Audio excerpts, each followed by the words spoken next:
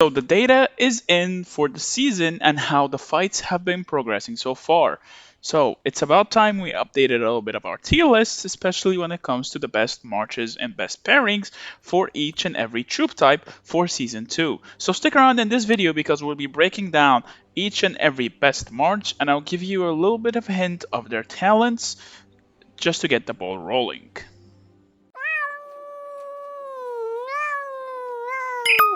What is up guys, MEOWER here back with a brand new Call of Dragons video. So we've been fighting quite a handful in this season between mock wars, actual wars, ruins, watching other servers fight, and seeing what the best marches are, plus in Roots of War, and so on and so forth. It's been quite the action-packed couple of weeks since Season 2 have started, or even 3 weeks now. I think it started on the 1st of September and now we're approaching the 21st, so yeah, it's been 3 weeks. So I think we've gotten a very good idea of what the best current marches are for each troop type. So that being said, of course, if you like content like this, please don't forget to drop a like, don't forget to subscribe, join the MEOWERs den, the link is in the description, and let's get started with our pairings. So starting off, we got ourselves the best mage march. It hasn't changed since S1 Plus. We still got Lilia Velen by far outperforming any other mage march. And the reason for that is, well, because they just deal insane amount of DPS together, and mages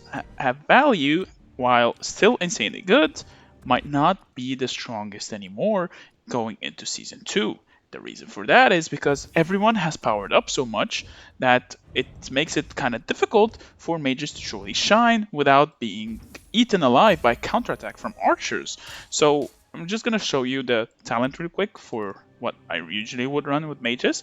I run this talent page. I no longer spec into the defense anymore. I just spec purely into march speed because I am a T5 player and I need to get in and out of combat as fast as possible. So this is the page I run right now with Lilia. Of course, I use my Lilia as primary and my Velen as secondary.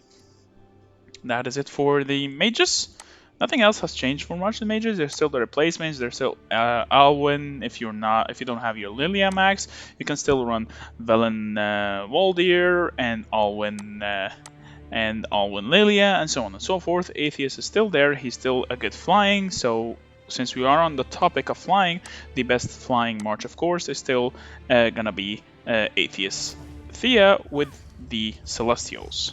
We did get some other types of flyers, but still Atheist Thea by far the best, mainly because the other troop types are not the best at all. Next up, we got ourselves the archers. So archers have become pretty strong in Season 2. Especially they were pretty strong in Season 1 Plus, but now they've gotten so dominant in Season 2 with so many stuff relying on a single march, such as the Ruin especially, that archers truly shine as they can handle a lot of stuff and dish out quite a handful of DPS. So of course we got two main archer marches. We got Syndrome Freygar, and this is the rune I run, the talent page I run. I run primarily precision based. I use precision as my full talent tree for Syndrome.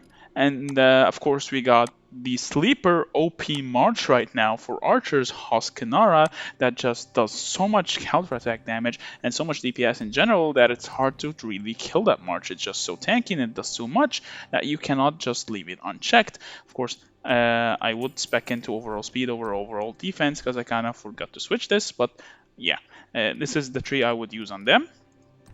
I could use dedication, but I just prefer this tree much more. It's just much more compact and it does what I need it to do versus the Syndrome March. The Syndrome March I spec into dedication instead of the extra march speed because they lack sustain, so that extra healing could save them a few legions every now and then. So for replacements, of course, we still got Nico. He's still super good. Nico Guanwin is still a solid march if you're free to play. I also tend to run Nico Thea as my third march, but that only works if they're both awakened, so that you have an extra defense breaking shielding march. It's more of a utility march more than anything. It's not a main DPS march by any means. It's just a utility march, that's all.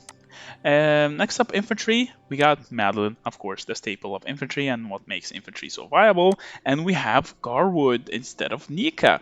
Now, the reason for that is because, well, as more players get stronger, Infantry need to take a lot more damage and need to soak a lot more damage, and their DPS in general has fallen off quite a handful. So what better way to soak damage than a Madeline Garwood March, that just doesn't die, while it still does a significant amount of damage, especially as you get much stronger, and if you have them both awakened, you're gonna deal a whole lot more damage. And I've run so many tests with infantry marches and whatnot, and the best one so far has been Madeline Garwood by a long shot. Madeline Nika is safe to say dead in season 2.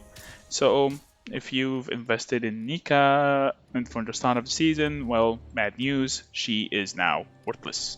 Garwood is just far more better, and this is the tree I've run. This tree does so well, it makes me extremely tanky, it gives me everything I need, and well, it just fits so well with the march that I just don't die anymore unless at least 20 to 30 marchers focus me down, purely focus me down.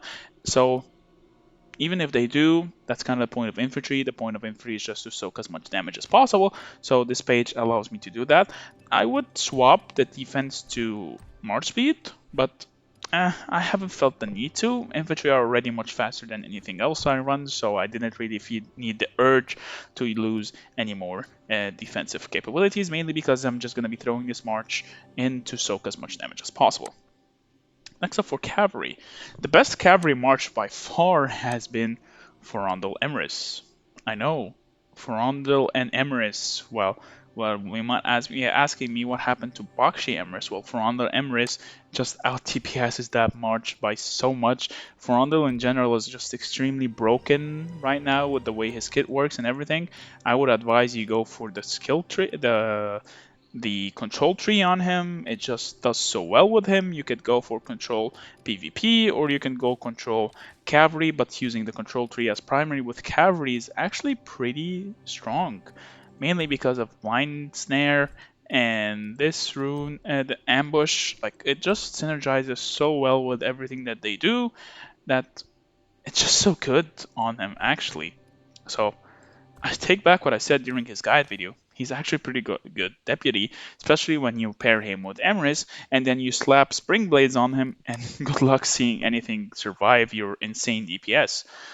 Do note, though, that this is a purely open field combat pairing, so if you want to run, of course, Boxy Emrys is still super viable, and Theodore, I don't see him being any good in the open field unless he's awakened, and even then, there are just better options. Of course, Alistar is not even going to be put in the list because Alistar is just absolutely worthless. Now, for other replacements for this, we got Indus. You can still formulate a little utility march with Indus if you have at least 5-1. Where's Indus? If you have at least her primary skill level 5 and her last skill level 5 as well, then I would say you could run her on a good utility march, just tanking and applying the infirm debuff. And even if you do awaken him somehow, I'm close to awakening her. I can awaken her pretty soon, I think. Maybe by the end of the season I'll have her awakened as well, but we'll see. This is a topic for a different video.